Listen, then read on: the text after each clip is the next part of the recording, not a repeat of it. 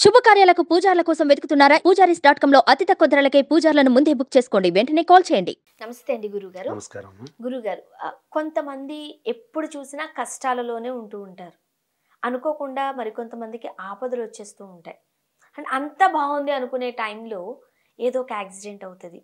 మొత్తం ఇంటిల్ల బాధి కోలుకోలేని పరిస్థితికి వెళ్ళిపోతూ ఉంటారు. భయంకరమైన కష్టాలు. ఆ సమయాల్లో చెబుతూ ఉంటారు చూడండి, సినిమా కష్టాలు లాంటి కష్టాలు ఉన్నాయని. చాలా బాధాకరంగా అనిపిస్తూ ఉంటుంది. ఎందువల్ల అంటారు? మంచిదమ్మా. శ్రీమాత్రే నమః. ఈ కష్టాలు అనేవి కూడా మనం చేసుకున్నటువంటి గత జన్మల పాపాల వల్ల కొంత ప్రభావం మనకు ఉంటుంది. అంటే గతంలో ఏదైనా సరే కొంచెం దోషాలు మన తాతలు కానీ, మన ముత్తాతలు కానీ, మన తల్లిదండ్రులు కానీ చేసినందువల్ల ఈసారి చాలా కష్టాలు. కొంతమందికి సంతానం ఉండదు, కొంతమందికి సంతానం ఉన్నా నిలబడదు, కొంతమందికి పెళ్ళి అవుతుంది కానీ స్థిరంగా ఉండదు. కాబట్టి ఏంటంటే ఇది మనం చేసుకున్నదే కాకుండా మన తల్లిదండ్రులు చేసిన పాపాలు కూడా మన మీద ప్రభావం చూపిస్తాయి కొన్ని తరాల పాటు. కాబట్టి అటువంటి వాటి వల్ల, కొంత జాతక ప్రభావం వల్ల, కొంతమంది మన ప్రవర్తన వల్ల, ఇలాగ అన్ని రకాలుగా కలుపుకుంటేనే మనకి నిరంతరం కష్టాలు ఉండడమైనా, ఆపదలు రావడమైనా. అంటే మనం 10 రూపాయలు వచ్చాయి, ఒకేసారి 100 రూపాయలు పెట్టి ఏదో చేసేద్దాం అనుకుంటాం. మన ఆపదను మనమే కొని తెచ్చుకుంటాం. ఇలాగ ఈ రకంగా కూడా ఆపదలు వస్తాయి. అంతేగాని మనం అందుకోలేని కొమ్మ, అంటే మనం ఆ ఉద్యోగానికి పనికిరాం కానీ అక్కడ అప్పు చేసి ఇక్కడ అప్పు చేసి దానికి దేనికి ప్రయత్నం చేసేయడం, తర్వాత ఆ ఉద్యోగం రాక ఉన్న ఉద్యోగం పోయి, ఈ విధంగా కూడా కష్టం. అంటే కొంత స్వీయ కష్టం, అంటే స్వీయ ప్రయత్నం కూడా ఉంటుంది. మనం చేసుకున్న పాపం, మనం చేసుకున్న అనుభవం వల్ల కూడా మన కష్టాలు ఎదురవుతూ ఉంటాయి. మొత్తం దేవుడి మీదే వేసేయడానికి లేదు, మొత్తం గ్రహాల మీద వేయడానికి లేదు. అంటే జాతకం బాగున్నా కూడా వీడి ఆలోచన బాగుండాలి. వీడు మంచి వ్యాపారం చేస్తాడు, జాతకం బాగుంది, వీడి ఆలోచన బాగోలేదు, వక్ర మార్గంలో వెళ్తున్నాడు, అప్పుడు ఏమవుతాడు? కష్టాల పాలవుతాడు, కటకటాల పాలవుతాడు. అది. సో అంటే ఆ ఆలోచన కూడా మంచి ఆలోచన కావాలి కదా గురువు గారు. కొంతమంది మీరు అన్నట్టుగా ఇక్కడ ఉన్నదానికి ఎక్కడికో ఆకాశానికి నిచ్చెనేస్తున్నారు అని అంటూ ఉంటారు. మరి ఆ ఆలోచన కూడా సరిగ్గా ఉండగలగాలి అంటే మనం కూడా గ్రహస్థితుల ప్రభావం ఉంటుందా? తప్పకుండా ఉంటుందమ్మా. ఎందుకంటే వాడు అక్కడి దాకా వెళ్తాడు, ప్రయాణం చేస్తూ ఉంటాడు, వాడికి అక్కడ నెత్తి మీద శనిగాడు ఉన్నాడు రా, అందుకే వాడు అక్కడ దాకా వెళ్ళి ఓడిపోయాడు, లేదా వాడు అక్కడ దాకా వెళ్ళి వెనక్కి తిరిగి వచ్చేసాడు అని మాట వరుసకు అంటూ ఉంటారు. అది మాట వరుసకే కాదు.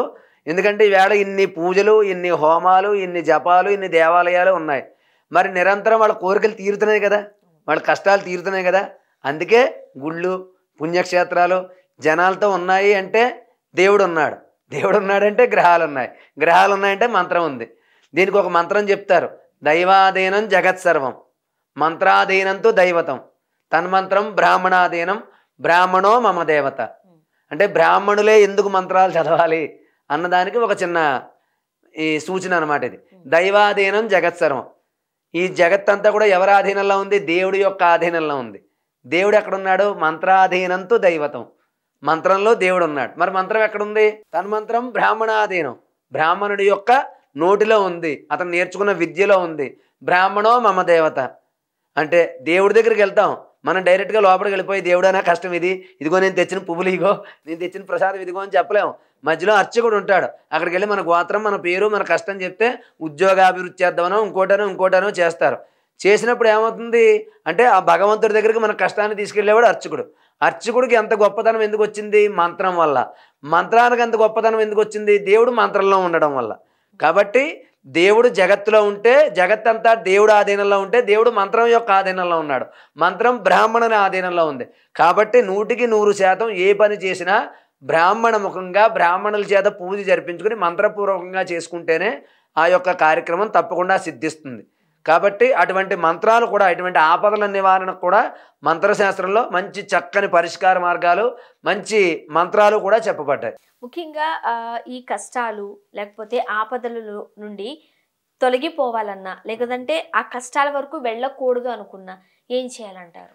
అంటే పూర్వకాలంలో మనకి కష్టం కలిగినప్పుడు ఎవరు ఎక్కువ అవతారాలు ఎత్తారు? విష్ణుమూర్తి అవతారాలు ఎత్తాడు. కూర్మ అవతారం, మత్స్య అవతారం, లేదా గజేంద్రుడిని కాపాడడం కోసం లక్ష్మీదేవితో కూర్చున్నవాడు పరిగెత్తుకు వచ్చేసి ఆ గజేంద్రుడిని కాపాడాడు గజేంద్ర మోక్షంలో. అలాగా విష్ణుమూర్తికి సంబంధించినటువంటి ఒక చిన్న మంత్రం ఉంది. ఆ మంత్రాన్ని కనుక మనం భక్తి శ్రద్ధలతో పఠించినట్లయితే ఆనాడు భక్తుల్ని ఎలా కాపాడాడో ఈనాడు కూడా ఆ విష్ణుమూర్తి అనుగ్రహించి కాపాడతాడు. ఓం శ్రీ వరాహాయ నమః, ఓం శ్రీ వరాహాయ నమః. ఆయన వరాహ అవతారం కూడా ఎత్తాడు కదమ్మా. కాబట్టి అవతారాలు ఎత్తి కష్టాలను తొలగించాడు. కాబట్టి మన కష్టాలు పోవాలంటే ఎవరిని ఆరాధించాలి? విష్ణుమూర్తిని ఆరాధించాలి. కాబట్టి విష్ణుమూర్తికి సంబంధించినటువంటి శ్రీవరాహాయ నమః మంత్రాన్ని చదువుకోవడం, ప్రతి బుధవారం విష్ణుమూర్తి కానీ రాముడు కానీ కృష్ణుడు ఆలయానికి వెళ్ళి వాళ్ళకి ఇష్టమైన మాల అంటే తులసిమాల సమర్పించి ఆ విష్ణుమూర్తికి ఏదైనా ఒక తీపి నైవేద్యం సమర్పించి ఆ తీయని పదార్థాన్ని ప్రసాదంగా స్వీకరించడం, బుధవారం నాడు ఆ విష్ణుమూర్తికి రాముడికి కృష్ణుడికి తులసిమాల సమర్పించడం. అలాగే బుధవారం నాడు బుధుడు అనే గ్రహం ఉంటుంది, ఆ గ్రహానికి అనుకూలంగా ఆకుపచ్చ రంగు వస్త్రం వేయాలి. బుధుడికి రంగు ఏంటంటే ఆకుపచ్చ. మరి పెసలు దానం చేయాలి. ఎవరికైనా సరే దానం చేయడానికి అందుబాటులో లేకపోతే పెసలు ముందు రోజు మంగళవారం నాడు రాత్రి నానబెట్టి బుధవారం పొద్దున్న గోమాతకి తినిపించినా కూడా అది సర్వదేవతలకి ఒక నైవేద్యంగా సమర్పించినటువంటి ఫలితం అయితే మనకు కలుగుతుంది. కాబట్టి ఓం శ్రీ వరాహాయ నమః మంత్రాన్ని పఠించి బుధవారం రాముణ్ణి కానీ కృష్ణుణ్ణి కానీ విష్ణుమూర్తిని కానీ ఆరాధించినట్లయితే వాళ్ళకి మంచి ఫలితం కలుగుతుంది.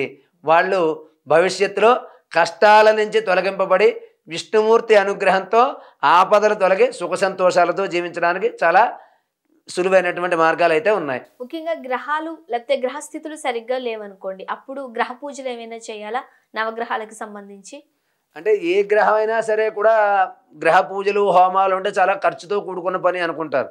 కానీ ఈ గ్రహాలన్నింటినీ కంట్రోల్ చేసేవాళ్ళు ఇద్దరే ఉన్నారు ఎక్కువగా. ఎవరంటే శివుడు, ఆంజనేయ స్వామి.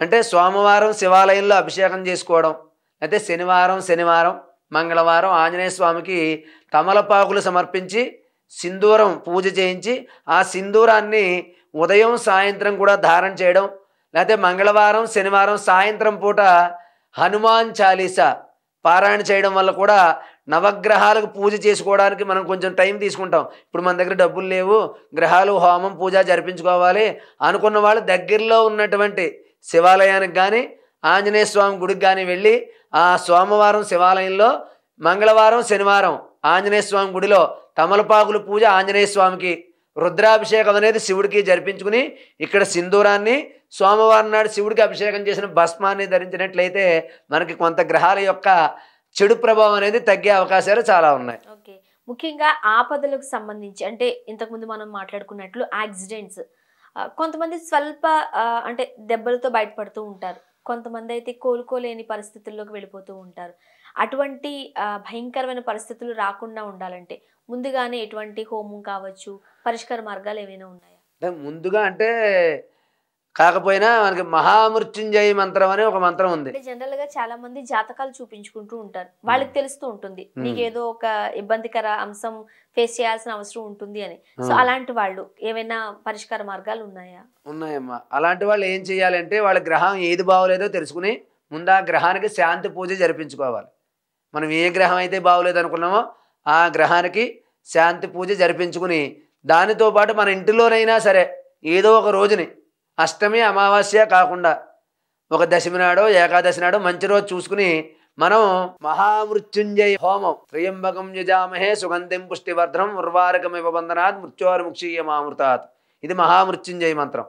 ఈ మంత్రాన్ని బ్రాహ్మణుల్ని పెట్టుకుని బ్రాహ్మణుల చేత జపం చేయించుకుని తర్పణం చేయించుకుని అదే మంత్రంతో హోమం చేయించుకుని హోమం చేసిన భస్మాన్ని ధారణ చేయడం కానీ, ఈ మంత్రాన్ని కొంచెం చదవడం వచ్చిన వాళ్ళు, ఈ మంత్రం మీద కొంచెం అవగాహన ఉన్నవాళ్ళు రోజు చదువుకున్నా కూడా ఈ మృత్యుంజయ మంత్రం వల్ల మీరు చెప్పినట్లుగా బాగా పెద్ద ప్రమాదం జరిగేవాళ్ళు చిన్న కాలు దెబ్బకో లేకపోతే చిన్న గీసుకోవడంతో లేకపోతే కింద పడి పక్కకు తప్పుకోవడంతో అటువంటి ప్రమాదాల నుంచి బయటపడే అవకాశాలు ఈ యొక్క మంత్రం మృత్యుంజయ మంత్రం చేయడం వల్ల ప్రయోజనాలు అయితే ఉన్నాయి. గురువు గారు, మన గ్రహస్థితి వల్ల కావచ్చు, మన పరిస్థితుల వల్ల కావచ్చు, ఎవరైనా కష్టాలలో పడకుండా ఆపదలు తొలగిపోవాలి అంటే ఏం చేయాలి, ఎటువంటి మంత్రాన్ని జపించాలి, అలానే పరిష్కార మార్గాలు చక్కగా వివరించారండి.